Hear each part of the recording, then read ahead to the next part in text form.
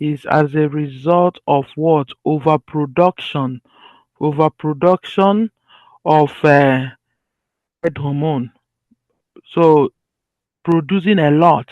So what you need to know in endocrine is that when it produces too much, it's not good. When it produces too little, it is not good. So that is that is a endocrine condition. Too much or too little is not good. We want it to be normal.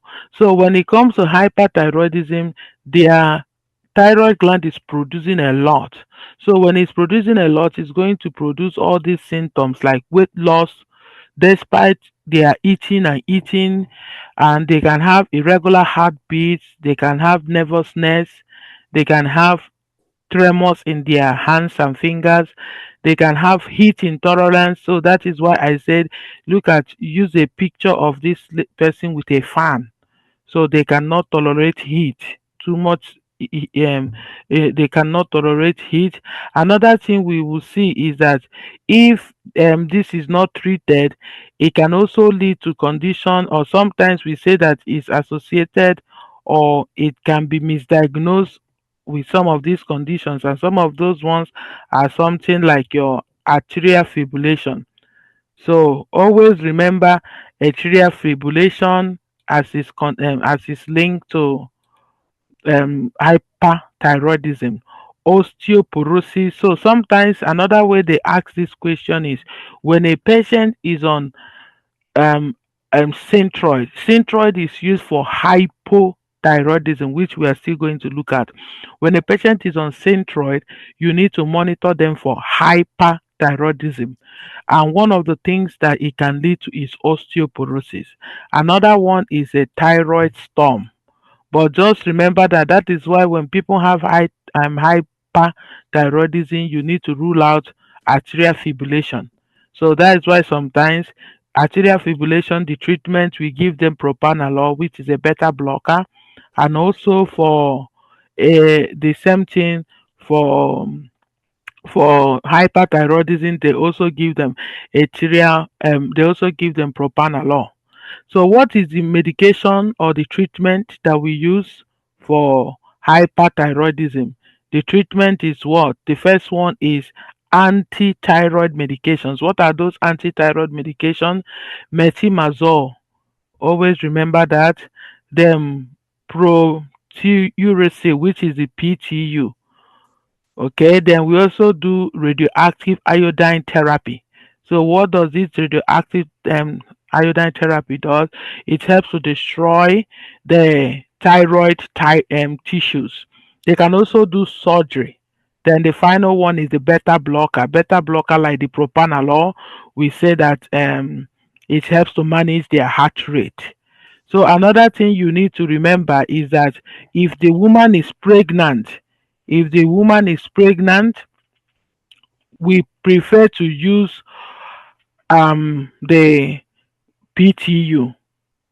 So if they are pregnant, we use the PTU.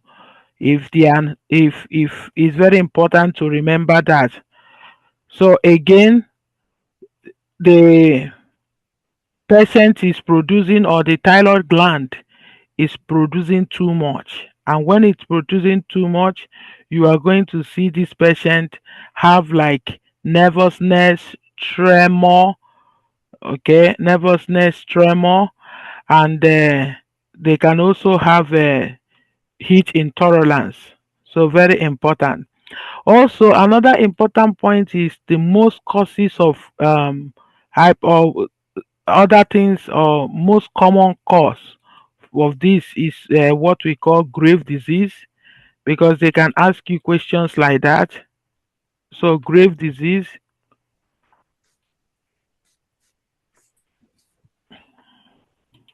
So what is the most common cause? Grave disease. Another one is toxic multinodular goiter. So sometimes they can ask you, when are you going to be more worried?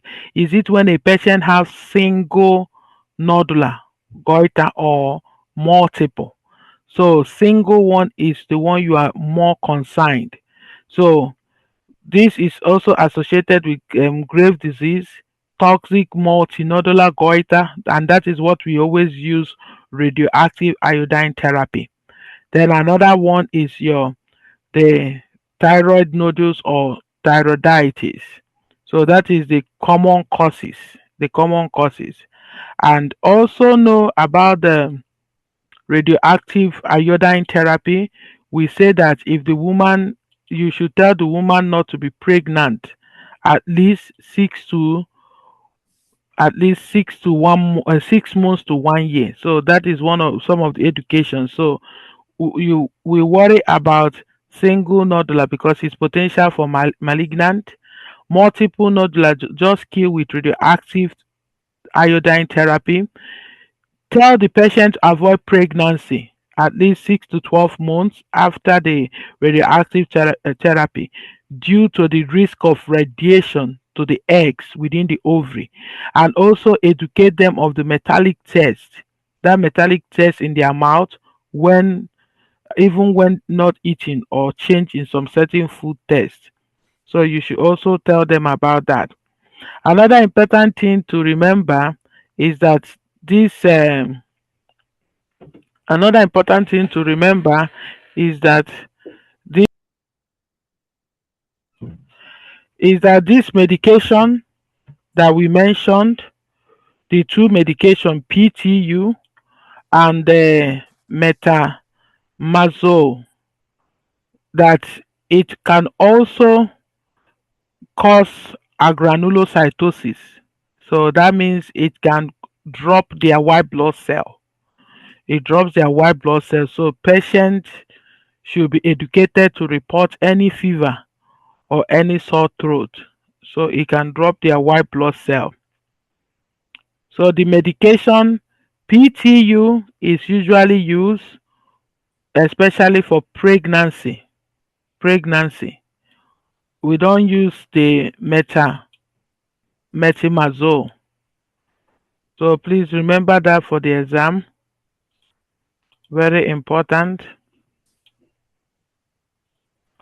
So PTU we use more in pregnancy than the MMI, metimazole.